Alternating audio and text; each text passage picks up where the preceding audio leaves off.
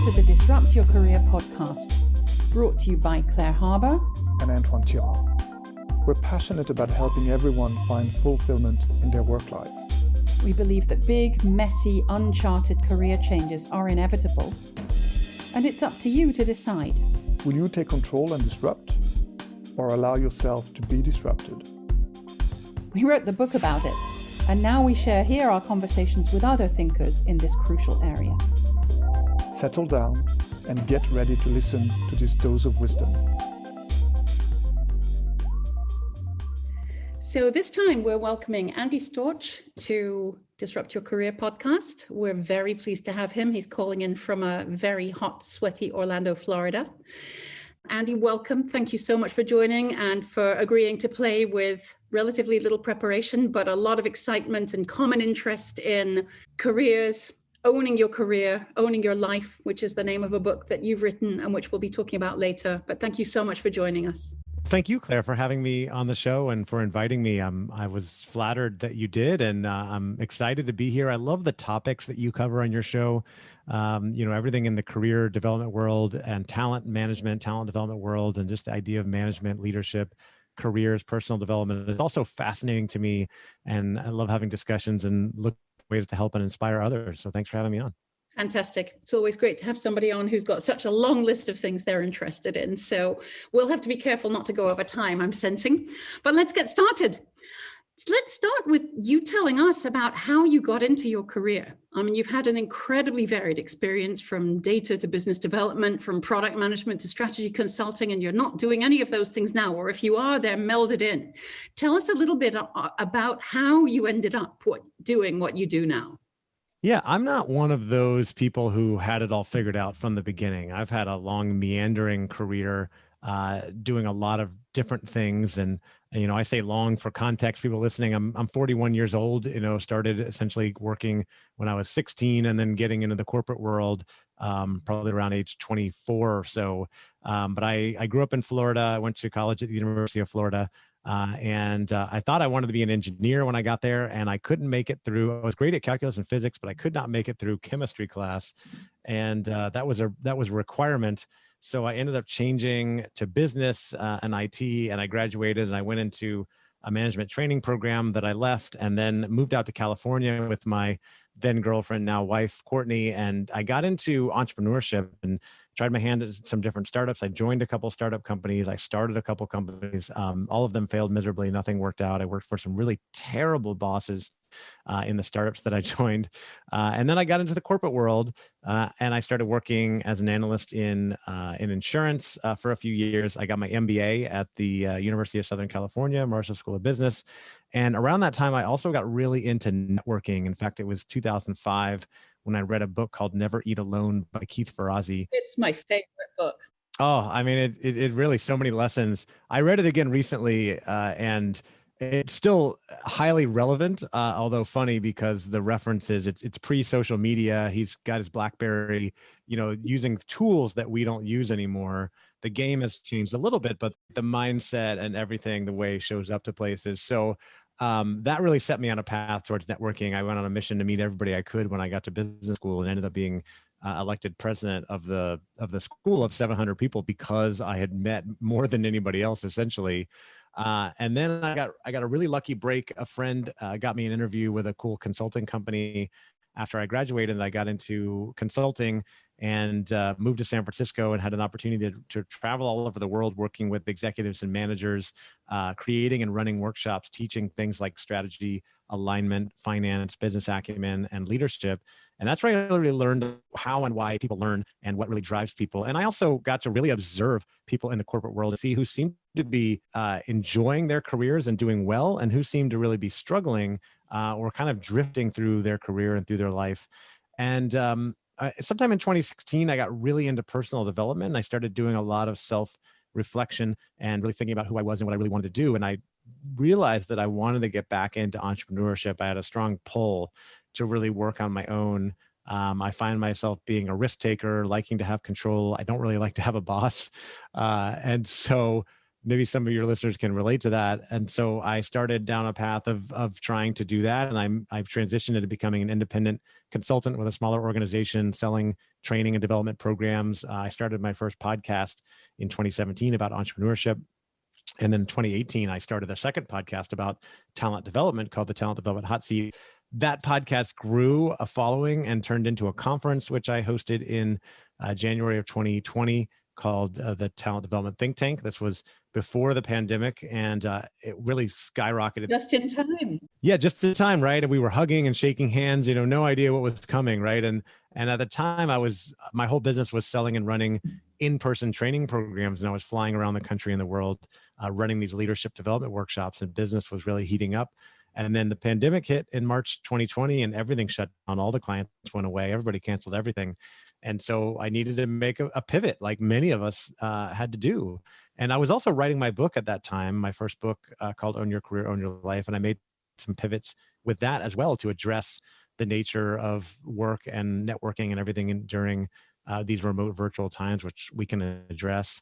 And I launched a membership community for talent development professionals called the Talent Development Think Tank last year, and hosted a virtual summit and did a bunch of different things to kind of pivot in my business. And now what I do is, I run that community. I do a lot of things in the talent development space. And then of course I've got my book, Own Your Career, Own Your Life. And I do speaking and run programs in a community and courses and things in the career development space.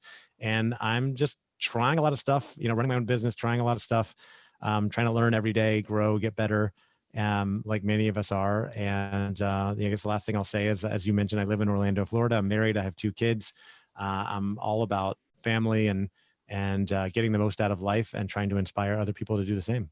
Wonderful. What a story. It sounds as though you've been in the school of life, the laboratory of life, and that you've developed a huge amount of self-awareness as you go along in terms of weeding out the things that don't work and moving towards and into the things that do. So thank you for sharing that so candidly. So this theme of full ownership of our careers, I guess that's something you've taken very definitely. It's a theme you underline again and again. How do you advise people to manage their own learning and development so as to optimize their careers? And where should organizations be supporting and stepping in that journey? Yeah, it's a great question, one I've pondered a lot. And I want to go back first to something you said about self-awareness. I think that owning your career, owning your life starts with self-awareness. You really need to start, if you want to take more ownership of your career and really take control of your future and where you're going, you need to start by taking stock of your career and your life. Who are you? What do you enjoy doing at work? What do you not like doing? What are your strengths? What are your weaknesses? What are your values? What are your priorities? Do you have a vision for where you want to go in your career? Do you have a purpose that drives you? Do you have priorities that are important to you? And also think about the trade-offs when you're thinking about where you're going in making certain decisions. Like if family is important to you, then you want to make sure that you're home for dinner with your family every night, and maybe you can't work as much as some other people, and that's okay. But really thinking about who you are, where you want to go. And, going back to my story, it started with self-awareness, right? Realizing that one of the reasons I had been so unsuccessful in my career up to that point, and I say unsuccessful, I mean, I wanted to get promoted. I wasn't getting promoted. I wasn't moving up like I wanted to. I was in a lot of jobs that I didn't enjoy. And it was because they really didn't fit my skills. They didn't really fit my strengths and what I enjoyed doing. And in fact, I spent a lot of time trying to improve weaknesses. For instance, I am not a very detail-oriented person. Claire, you just mentioned before we got on that you sent me an email last night for some prep info. I have no idea where that is. I didn't even see it. I don't know. But I've learned that I have a lot of strengths in, speaking and facilitating and doing podcast interviews like this and connecting people and running a business like that. And then if I can outsource, delegate some of those weaknesses, for instance, I have an assistant now that helps me with a lot of the detail-oriented stuff. Then I'm going to be able to focus my time doing things that I really enjoy and that I'm really good at. And that's a luxury. I realize not everybody has that, but I think it starts with self-awareness and then gives you something to work towards so that you can start to build, that career that you truly want. And it doesn't have to be working on your own. It could be working for a company, of course. But you want to lean into your strengths and spend more time doing the things that you like. And that's going to start with really having that true self-awareness of who you are. And then you can start really taking ownership. And taking ownership means that you take full responsibility for everything going on in your career. You're acting with intention. You're not waiting for other people to tell you what to do or tell you where to go or figure out what that next move is. You're setting, you say, I know who I am. I know what I really want to do.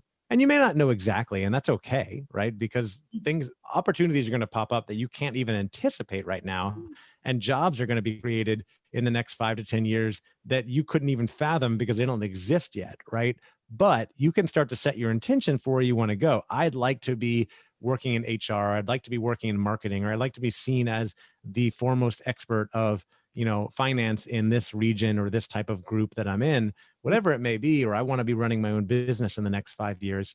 Set your intention and then start to break that down into a plan of how you're going to get there and start to set goals, right? Set milestones.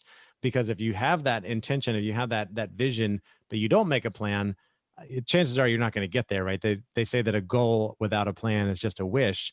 And we don't want to be just caught with wishful thinking. We want to make an actual plan to get there. And so I've achieved so much over the last few years because I've figured out the things that I want to accomplish. And then I've sat down and learned everything I can about those things, and then started taking chances and set that intention, set goals. And then on the learning piece, Claire, you also asked about how do we think about our own learning and development? I think when you take ownership of your career, it means you take full responsibility and you realize that we never have it all figured out. We need to always lead with curiosity, which means we need to keep learning. We need to keep growing. Tony Robbins, if anybody's familiar with him, talks about the 6 human needs, and the 2 biggest are growth and contribution. And I believe that almost all fulfillment is driven by growth and contribution. So if you're not growing, you might be doing the opposite, right? And so you want growth in your life. So how are you learning and growing? And if you work for a company that provides learning opportunities, that's fantastic. But don't wait for them to do that, right? Because there are so many things you can be doing on a regular basis to be learning and growing. You can be reading books. You can be listening to podcasts like this. You can take online courses. You can follow experts on LinkedIn and Twitter and other social media platforms. You can go back to school and get a formal degree, right? There's a lot of different things you can do, and some I haven't even mentioned, right? And learn from others in your network all the time. But don't wait for your organization to do it. And then, but then I also do think that good organizations, companies, have a responsibility to provide learning and growth opportunities to their people. I think it's kind of a 50-50, mix. Both sides have responsibility. Some companies do and some companies don't. And I think the companies that don't lose their best people, because when you look at what's going on in the workplace today, I think more and more people really want to know that they're going to be able to grow in their careers. And when they take a job, they're asking, well, how am I going to learn? How am I going to grow in this role? What am I going to get out of this besides just a salary and a title? And so the best companies are providing those learning and growth opportunities. If they don't, they're probably going to lose their people. But whether your company does or does not, you need to take responsibility and make sure that you are spending time on a regular basis on your own learning and development to make sure that you keep getting better, and you're more prepared for whatever those future jobs are that don't even exist yet, because they're coming, right?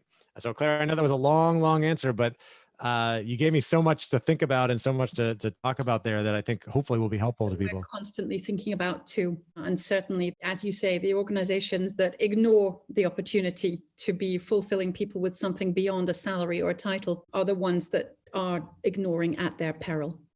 Let's go back to your book a little bit. You published Own Your Career, Own Your Life at the end of last year, if I'm remembering correctly. Yes, came out in November 2020. And I'm wondering, beyond the messages that we've already alluded to, tell me first of all, what motivated you to write a whole book rather than a series of podcasts or speeches or articles? And what are some of the other essential messages within it? Yeah, interesting question as well. I had a couple podcasts for a while. I've gotten used to speaking to people, posting a lot on social media, short form stuff. I had maybe written a couple articles, but I really had no idea if I could write. When this idea struck me in November 2019, I was at a conference in London, out learning and investing in my learning and development and building my network. And I was having a conversation with a friend named Philip Van Dusen, who has a big YouTube channel about digital marketing. And while we were having that conversation, a lightning bolt struck, and it kind of hit me to bring everything together that I've been talking to people about, that I've been observing in the corporate world. And I'd given a couple talks earlier in the year on owning your career and on preparing for the future of work. And I realized that I had all this that I could put together in a book. And I quickly put an outline together and thought it could be pretty good. And so January 1st, 2020, I started writing. And, I always kind of, I think, wanted to have a book. It seems like one of those things that makes you more accomplished in the world and showcases your expertise. But I was not going to be one of those people that writes a book just to write a book, just to feed my ego or to support my business. I wanted it to be good. So I was waiting for that really great idea to strike. And once it did, then I started writing, right? And putting it down. I put the outline down and started writing every day to make it a reality. But also, going back to your last question about learning and development and taking responsibility for that, I wasn't going to pretend that I could figure it out on myself. So I invested thousands of dollars in taking a course from someone who has published over 50 books and learned everything I could from her. Her name's Honoré Corder, and asked her tons of questions and just tried to learn everything about the writing process and what it took to, because I self-published my book as well. There's a lot that goes into that. And I know you've published a book, Claire, and there's just so much to do, so much to learn. It's like birthing a baby. It really is. And I remember that Antoine and I had a huge debate before we wrote it, because we'd been writing a series of articles, which were what led to the book. And I was very much of the opinion that, we don't need to write a book. I mean, we just carry on writing articles that, 10,000 people read them. Isn't that enough? And he was like, no, I want the big lump of pages to leave by for generations to come. And it was a really nice, healthy debate that led to the choice in the end to doing it. Yeah. And I think actually the process of writing as a pair was really healthy for us. We got through the whole process, literally never once arguing, debating, yes, but we never fell out. We never really felt tension. Even in those worst final weeks of checking the full stops and the commas and the fonts and all that crap that you have to do, even if you've paid other people to do it as well. Yeah. But it is an extraordinary process. And by the way, you can take those articles and turn them into a book, right? And you're doing a favor to your followers or people who want to learn from you. I mean, you see those people who take all the content from their blog and then turn it into a book, and the cynical person says, well, why would I pay $18 for this book when I can go read everything on their blog for free? And I say, because they're saving me a lot of time, because it's all in this one book. The highlights are right there. And for $18, I can get it all and read it over the course of a couple of weeks, instead of like pouring through this blog for probably months and trying to find the thing that makes sense to me. So I think the book makes it a lot more, if they organize it well, right? And you hope that they do. Makes it easier for people to find. So to go back to my book, it's separated into 3 parts. So the first part is own your career. And this is about setting a clear vision for where you want to go with your career, connecting to your purpose and your values, setting goals to help you achieve that vision that you want to get to, getting help along the way, because so many of us think that we need to try to do things on our own, or it's strong to do things on our own, and really we need to get help. We need to find coaches and mentors and friends and supporters who can help us along the way. It doesn't make us weak. It actually helps us so much. And I do a lot of that. The second part of the book is about preparing for the future. And that could be the future of work, future career change, being ready for a layoff or anything that might come your way, that next opportunity. And so that's 3 main components of that. One is about investing in continuous learning. So we already talked about the importance of learning and development. The second thing is building your network. And I've got a couple chapters in there with everything I know and have done on networking over the last 15, 16 years. And then the third chapter is about building your personal brand, which I think is highly underrated in the corporate world. And yet it's so important, right? Your brand is your reputation, can help you get promotions, can help you get clients, all those things. And then the third part of the book is own your life.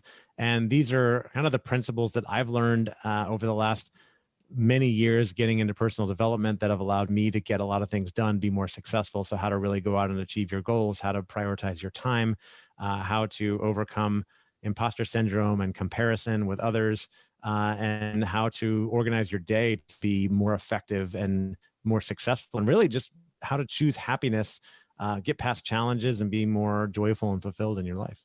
Wonderful. I always love it when people talk about joy, because so far as I'm concerned, if we're doing stuff that creates joyful people doing their work and their lives, then we're succeeding in some way. 100. Yeah. So let's leave the book for a moment and come to your podcasts. You have or have had 2 podcasts and a huge following. Why don't you share some of your secrets as to how to make a podcast attractive and spreadable?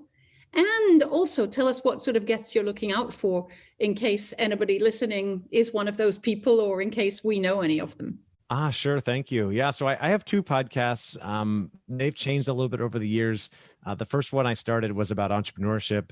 It was called the Entrepreneur Hot Seat. And I started it because I wanted to learn about entrepreneurs and I want entrepreneurship, and I wanted to get into entrepreneurship. So I leveraged it to connect and interview different entrepreneurs. And I saw how it built my network, and how I built so many great relationships from it. And that's why I started my second one, the Talent Development Hot Seat. When I started it, it was primarily a way to connect with people in talent development and learn from them and build my education and my network. And as I mentioned, it grew into the conference and now the membership community that I run, and that podcast is still going. The other one, the Entrepreneurship Podcast, I eventually changed it as I got really into personal development and I realized I was interested in so many different topics. I changed it to be called the Andy Storch Show, as it was for a couple of years. And then when I published my book, I changed it to the Own Your Career, Own Your Life podcast, which is what it's called today. Right. And I reserve the right to change the name again because I'm interested in so many different things. And I also kind of want to showcase to people, some people might see it as flip-flopping or whatever, but nothing in life is permanent. If you make a decision to try something in your career, a job, a project, whatever, you can always change and do something else later. I think people get so nervous going in to try something because we have so many perfectionists in the world that, well, what if this is not perfect? Well, what if you don't try it and you don't learn anything from it? It may not go well, but at least you learn from the experience. And so I have those 2. The Talent Development Podcast is definitely my baby, my business podcast. And that's a lot bigger than the other one. And that's where I spend more time. And as far as you mentioned, well, I'll go to the guest question. I mean, for that podcast, I'm focused on talking with people in the talent development world, primarily chief learning officers, heads and directors of talent development, practitioners, and a few thought leaders in that space who have something to say that are really interesting to my listeners. And we have some sponsors that come on every now and again as well. And, as far as growing, it's really about engaging. I think finding out what topics are really interesting to listeners, engaging with people who are listening to the podcast, having a clear name that people can find and know what it is. And then I engage with a lot of people on LinkedIn, connect with a lot of people there. I have the community now where I can get feedback and find out what topics people are interested in. And there's a lot of promotion involved too. You got to put yourself out there. Same with the book, right? I think one of the biggest mistakes, I kind of knew this going in, which is why I invested in taking a course, especially about marketing my book, that a lot of authors make, is they're going to put their book on Amazon and think people are just going to find it, right? But they're not, right? You've got to go market it. You've got to tell people about it. So, I do a lot of promotion. I send the book out to a lot of people, especially in the US and any influential people, and just try to get the word out to as many people as possible. It's a lot of work, but I love either having a podcast or going on podcasts because I get to meet people. I get to share knowledge, either mine or my guests. I get to connect with people like you, Claire, and connect with your audience. And you just never know where this stuff is going to go. I think it just opens up a whole world of possibilities. So I'm a big fan of podcasts, a big fan of books. I consume both, and I'm a creator as well. Indeed. I love this idea of, the path where you don't know exactly where it's going to go, but it's going to go somewhere interesting. So in many ways, you've already told us that you are a connector. That's the first function that you list on your long list of activities on LinkedIn. What made you choose this role and this path? And what advice do you give to those who are less talented at or less keen on connecting themselves with others? So it took a while before I got to, and it's really probably only in the last couple of years where I really started to embody and embrace this title of connector, which, I kind of made up. It's not like an official title or anything, right? But I realized that's what I'm doing a lot of the time is connecting with people, connecting others to each other. I mentioned, hosted a conference. I run a membership community.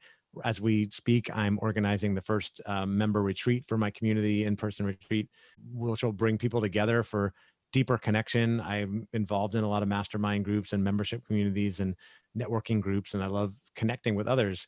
And I know it doesn't come as naturally to some people, but I do think we should all aspire to be at least a little bit of a connector in some ways. And what I mean by that is, if you're aspiring to build a network, you're looking to become better at networking, one of the great skills for that is being a connector of others. So that's, meeting someone like Claire, you and I met today, and I asked you what you do in your business. And I understand that you coach people in their careers and especially transformations, and then looking for opportunities to make introductions. If, when someone says, hey, I'm looking for help with my next career transition, and I can say, oh, you really need to speak to my friend Claire, and putting those people together, they both appreciate it and gain more respect and admiration for me, right? So it kind of helps build my brand and allows me to create more value and help others in the world, which is part of my mission, what I want to do.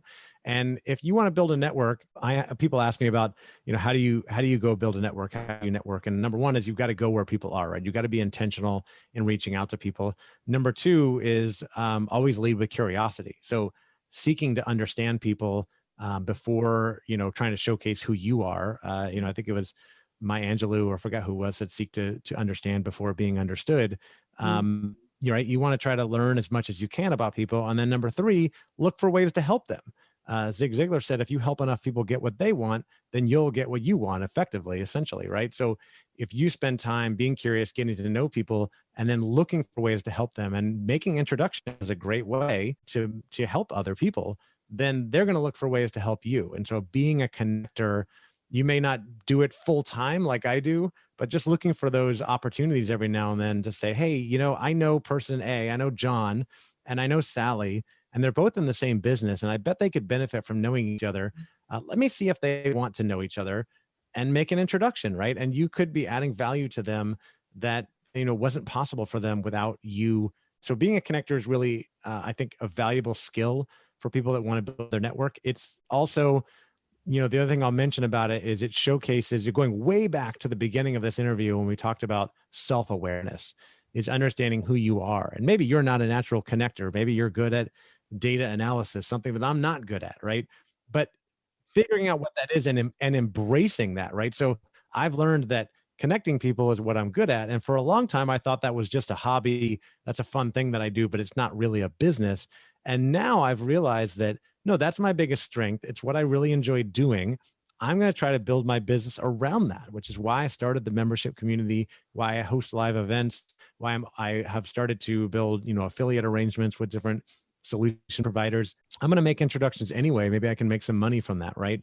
And starting to build my business around connecting and helping people, because it's what I absolutely love doing.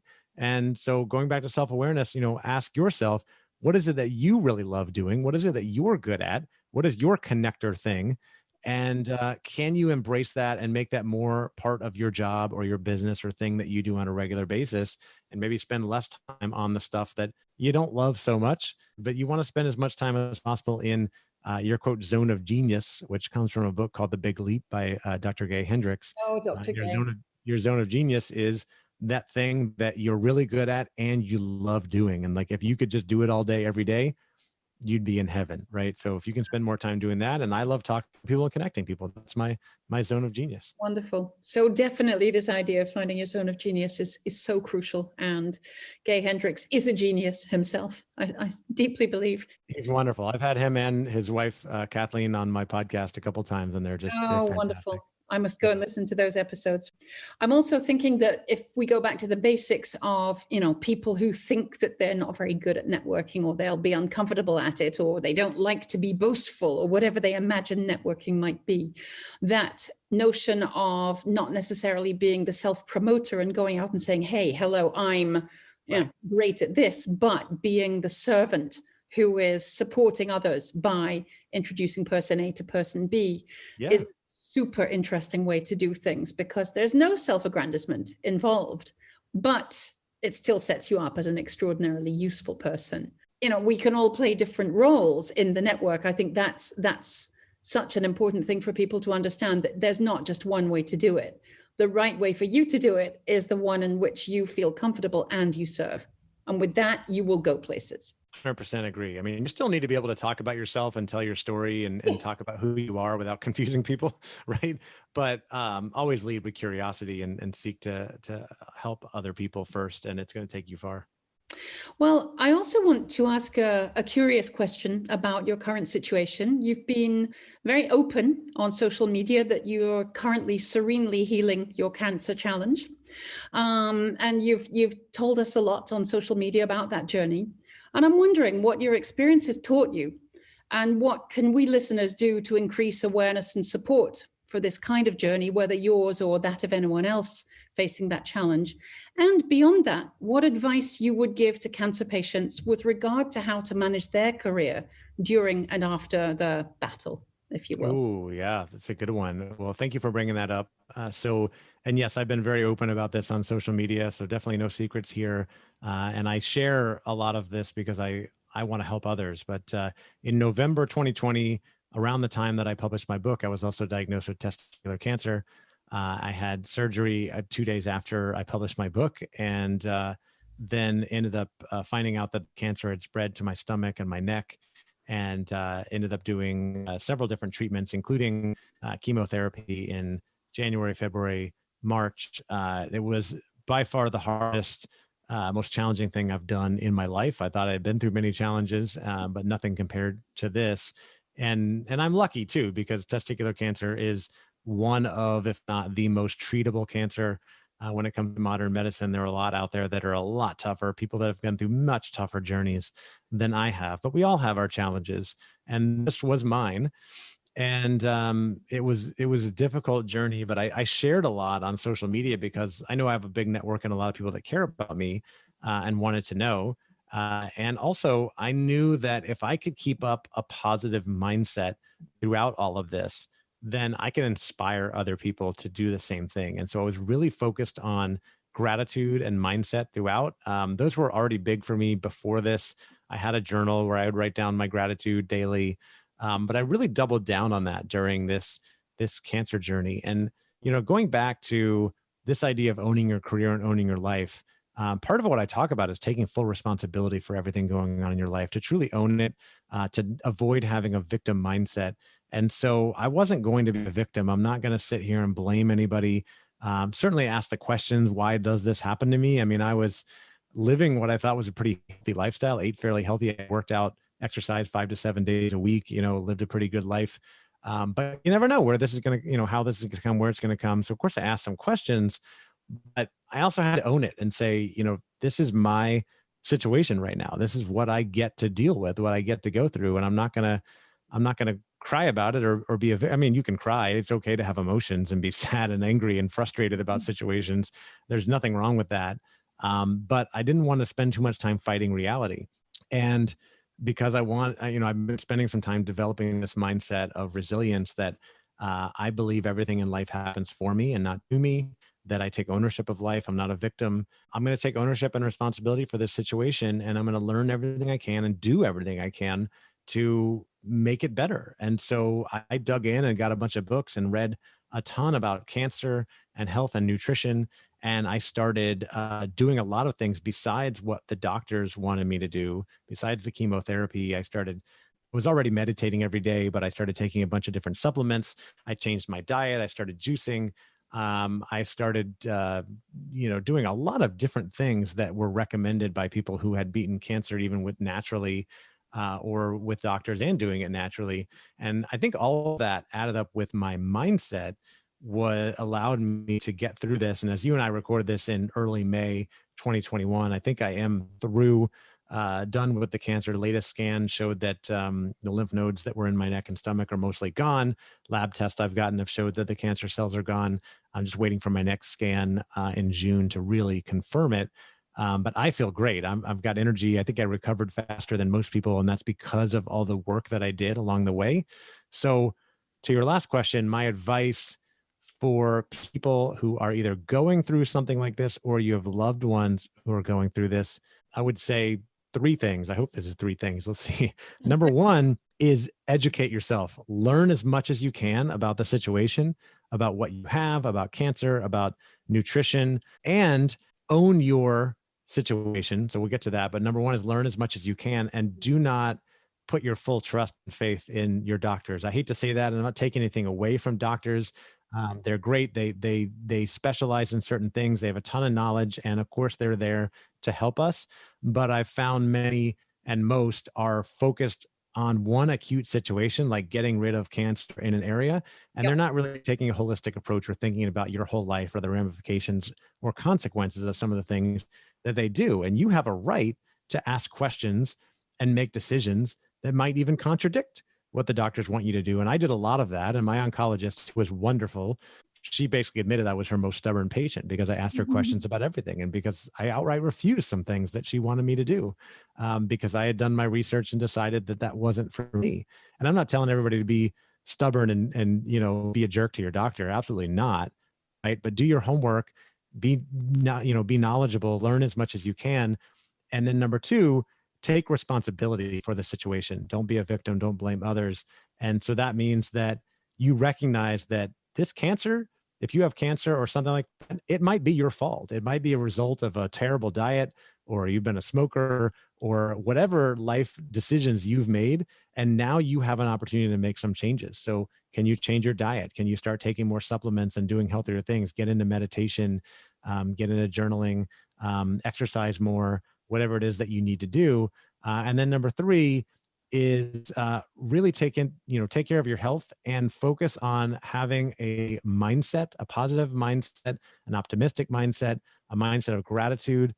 Gratitude really was everything for me throughout this. Even on the hardest days when I woke up and I felt terrible and I didn't want to do anything, I would spend 10 minutes writing down all the things that I'm grateful for in my life. And I don't care what is going on in your life right now.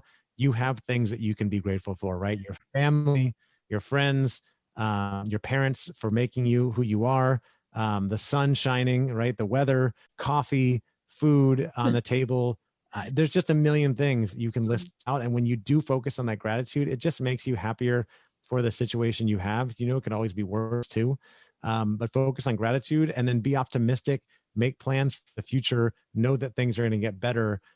And that will get you through these tough times. So if that's you, focus on these things. If it's somebody else, please share this with them. I've got some stuff on social media. I'm going to be sharing more in the future, even though I've gotten through this, because I want to help more people get through these situations, because they're difficult, but we can get through them, and they may and hopefully will make us stronger. It's back to that. Is it happening to you or for you? And I got that question this morning from a reader, a friend of mine who was reading my book, and messaged me this morning and asked, hey, I'm reading your section about things in life happening for you and not to you. I absolutely love it. But do you believe that cancer happened for you? And I said, yes, I absolutely do. It was hard, but I think it's creating a lot of opportunities for me, including this one right now, to talk about this and inspire someone. One person listening to this will say, oh my gosh, I'm going through this, or my father just got diagnosed and I need to go talk to him about this and make a change. And that's all I need. Isn't it wonderful? This way you can have a guiding vision that allows you to touch one person at a time. And Indeed. That's all you need. One person at a time, times 1 million, times 10 million, whatever the numbers might be. Yep. It's an extraordinary gift. Andy, you've been amazing. I feel that we've covered loads of subjects, and I'd love to go on for hours and hours, but the audience won't put up with it. And you've probably got other things to do too. So thank you so much for joining us. It's been a true pleasure. And I'm very grateful that you've been here. Claire, I'm so grateful that you invited me and you gave me space to talk about these things. I hope it has been helpful for our listeners. By the way, for anybody listening, if you want to get some free resources, including a report of a report of the top 5 biggest career mistakes that people make, and the 3 questions to ask when you're facing a big challenge like what I went through. I do have those available for people. If you just go to my website, ownyourcareerownyourlife.com/bonus. That's ownyourcareerownyourlife.com/bonus. You can get all that stuff for free. And of course, I'd love for people to read the book as well, but I just want to help as many people as possible. Wonderful, Andy. That's superb. And I know that there will be plenty of people throwing themselves onto your site and looking for that. So thanks once again for joining us. And I look forward to us being able to stay in touch and help each other in whatever way may come up. Indeed. Thank you, Claire. We hope you enjoyed hearing from this month's guest as much as we did. Do go and check out our work on disrupt-your-career.com and come back soon. Thank you.